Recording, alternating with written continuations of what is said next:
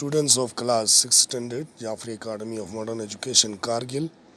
Welcome to Computer Education, chapter number 2, topic kinds of computer software. इसका सब topic आज हमें पढ़ना है पेज नंबर 16 से आगे, काइंड्स ऑफ ऑपरेटिंग सिस्टम. तो पेज नंबर 16 पर आइए, ये हमारा रिवीजन है. Look at the diagram given below to know the kinds of operating system. यहाँ पर एक डायग्राम आपके लिए बना हुआ है. इसमें देखो, यहाँ पर आपका ऑपरेटिंग सिस्टम के अलग अलग आपको काइंड्स दिखाए गए हैं. पहला है आपको सिंगल यूज़र ऑपरेटिंग सिस्टम. दूसरा है मल्टी यूज़र ऑपरेटिंग सिस्टम. तीसरा है ग्राफिक यूज़र इंटरफेस. चौथा है करेक्टर यूज़र इंटरफेस. तो पहले में आपको बोलते हैं, in single user operating system only one person can work at a time.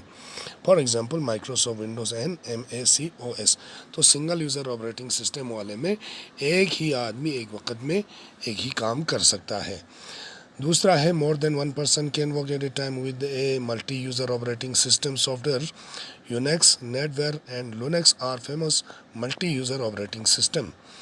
तो यहाँ पर एक से भी ज़्यादा लोग बैठकर काम कर सकते हैं एक वक्त में. एक से ज़्यादा काम मल्टी यूज़र ऑपरेटिंग सिस्टम कहते हैं उसको.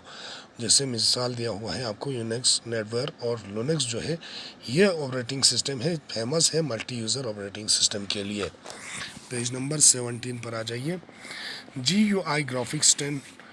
GUI stand for graphical user interface. जैसे कि आपका GUI लिखा हुआ है, ये फुल फॉर्म है ग्राफिकल यूज़र इंटरफेस का. एज द नेम सजेस्टेड, जैसे नाम आपको सजेस्ट किया गया है, सच ऑपरेटिंग सिस्टम यूज़ आइकॉन्स. ये ऑपरेटिंग सिस्टम का जिस तरह से नाम सजेस्ट किया गया है कि आइकॉन्स इस्तेमाल होता है, पिक्चर्स इस्तेमाल होता है. On the monitor to walk and navigate. वहाँ पर आपको मॉनिटर पर काम करने के लिए आइकॉन रखे हुए हैं, उन पर just user just need to point and click the icons or images to execute commands. तो यूज़र को बस एक सिंगल क्लिक पॉइंट करके सिंगल क्लिक करने की ही वहाँ पर ज़रूरत होता है, तो उसका काम वहाँ पर हो जाता है, वो कमांड वहाँ पर एग्जीक्यूट कर जाता है. Microsoft Windows and MAC OS are graphical user interface based operating system. तो ये आपका ग्राफिकल यूज़र इंटरफेस हो गया. फिर इसके बाद है CUI stand for character user interface. CUI का फुल फॉर्म है आपका character user interface. This operating system need type it instruction to walk the navigate within a computer में आपको काम करने के लिए यहाँ पर आपको कमांड्स और इंस्ट्रक्शन को टाइप करना पड़ेगा इस सिस्टम में. These operating systems are difficult to work with as they require it as a user to memorize a number of commands. तो यहाँ पर ये ऑपरेटिंग सिस्टम जो है चलाना थोड़ा मुश्किल है, क्योंकि जो यूज़र है उसको ज़रूरत पड़ता है कि वो ज़्यादा से ज़्यादा कमांड्स को याद करके रखें. MS-DOS Microsoft desk operating system, ये इसका एग्जांपल है. Is a character user interface based operating system. यहाँ पर आपको जब आप Microsoft desk operating system MS-DOS इस्तेमाल करते हैं तो उसमें आपको करेक्टर यूज़ करना पड़ेगा, आपको कमांड्स उसमें टाइप करना पड़ेगा. इसके बाद आपको है एप्लीकेशन सॉफ्टवेयर. तो यहाँ तक था आपको सिस्टम सॉफ्टवेयर. अब आपको कहते हैं application software. Application software is a set of program design to help user perform specific task. तो आपको जब कोई भी एक ख़ास काम को अंजाम देना होता है, उसके लिए आपको एप्लीकेशन सॉफ्टवेयर जो है एक प्रोग्राम आपको सेट किया हुआ है, डिज़ाइन किया हुआ है. They may be installed on computer depending on the user requirement. ये इंस्टॉल तभी किया जाता है, वो आपके डिपेंड करता है यूज़र के ऊपर. यूज़र को ये सॉफ्टवेयर चाहिए तो आपको कंप्यूटर में इंस्टॉल करना ही, नहीं तो नहीं करना है. In other words, an application software is designed to do one or more special tasks on a computer. एक दूसरे लफ्ज़ों में हम कहेंगे तो एक एप्लीकेशन सॉफ्टवेयर जो है वो डिज़ाइन किया जाता है जो एक या एक से ज़्यादा काम को अंजाम कर सके कंप्यूटर में. It guides the user with a tool for easy operation on a particular function. तो ये आपको गाइड करते हैं यूज़र को टूल्स देकर, ठीक है, और आपके काम को आसानी के साथ वहाँ पर अंजाम देने के लिए आपको टूल्स भी दे जाते हैं. और गाइड करते हैं आपको. For example to play movies and movie musics there is Windows Media Player software. तो जब आपके पास एप्लीकेशन सॉफ्टवेयर होगा तभी आप उस काम को अंजाम दे सकेंगे. जैसे कि आपको एग्जाम्पल यहाँ पर कह रहे हैं कि आपको कोई भी मूवीज़ चलाना है या आपको म्यूज़िक सुनना है, तो उस वक्त पर आपके पास विंडो मीडिया प्लेयर सॉफ्टवेयर होना चाहिए.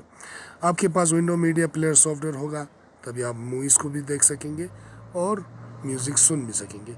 Where as for drawing and painting there is a pen, MS pen. अगर आप वहाँ पर कोई भी ड्राइंग या पेंटिंग करना चाहते हैं तो उस वक्त आपको MS पेन आपके पास होना चाहिए, जो which is totally different software. जबकि ये डिफरेंट है, आपको विंडो मीडिया प्लेयर और MS पेंट दोनों अलग अलग सॉफ्टवेयर है लेकिन एक दूसरे से अलहदा है. The following are the some examples of various kinds of application software. यहाँ पर आपको कुछ एप्लीकेशन सॉफ्टवेयर जो है, जो मुख्तलिफ़ किस्म के सॉफ्टवेयर्स हैं, उनके एग्जाम्पल्स यहाँ पर आपको दिया गया है. पहला है word processing software. Word processing software क्या करता है? They help you create, edit, save and print text document such as letters, emails, books etcetera on the computer. Example MS word. तो यहाँ पर ये हेल्प करता है वर्ड प्रोसेसिंग सॉफ्टवेयर आपको. आप कोई भी टेक्स्ट, जैसे टेक्स्ट डॉक्यूमेंट आप तैयार करते हैं, चाहे जैसे लेटर हो, इसे हो या बुक राइटिंग हो, या आप मैगज़ीन के लिए कोई भी आप वहाँ पर मवाद तैयार कर रहा हो, या न्यूज़पेपर के लिए आप कोई आर्टिकल लिख रहा हो, टाइप करना है, तो उस वक्त आपको वर्ड प्रोसेसिंग सॉफ्टवेयर को इस्तेमाल करना पड़ेगा. उसमें आप क्रिएट कर सकते हैं, बना सकते हैं, उसको एडिट कर सकते हैं, सेव कर सकते हैं और प्रिंट भी कर सकते हैं. जैसे एग्जांपल MS वर्ड है, माइक्रोसॉफ्ट वर्ड. पेज नंबर आइए आप 18 पर. Media players software, media playing software. वे गाइड, ये आपको गाइड करते हैं. You play audio and video files on the computer. आपके कंप्यूटर पर ऑडियो वीडियो फाइल को चलाने के लिए आपको मीडिया प्लेइंग सॉफ्टवेयर आपको चाहिए. एग्जाम्पल है आपको विंडोज़ मीडिया प्लेयर. इसके बाद कहते हैं database software. They guides you create, edit, save and print database such as address book and telephone index etc. on the computer. जब कंप्यूटर पर आपको एड्रेस बुक तैयार करना हो, टेलीफोन इंडेक्स तैयार करना हो, तो आप डाटाबेस में जाकर काम करेंगे. डाटाबेस सॉफ्टवेयर आपको क्रिएट कर सकते हैं. आप कोई भी एड्रेस बुक, उसमें कोई भी टेलीफोन इंडेक्स आप क्रिएट कर सकते हैं, उसको एडिट भी कर सकते हैं, सेव भी कर सकते हैं, प्रिंट भी कर सकते हैं. एग्जाम्पल है MS एक्सिस. ये MS एक्सिस सॉफ्टवेयर आपके पास होना चाहिए, उसमें आप इसको तैयार कर सकते हैं. फिर इसके बाद presentation software. They guide you create, edit and save presentations on a particular topic using text, pictures, audio and video material. Such presentations are shown to a large gathering of audience using a projector. Example MS PowerPoint. तो ये presentation software जो है आपको guide करते हैं.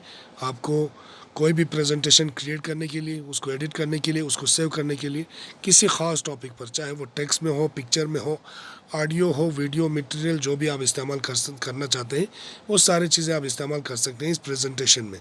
और उसको आप दिखा सकते हैं, और बड़े गैदरिंग को, ठीक है ना, बड़े मजमे को आप जमा करके उसको दिखा सकते हैं एक प्रोजेक्टर के ज़रिए.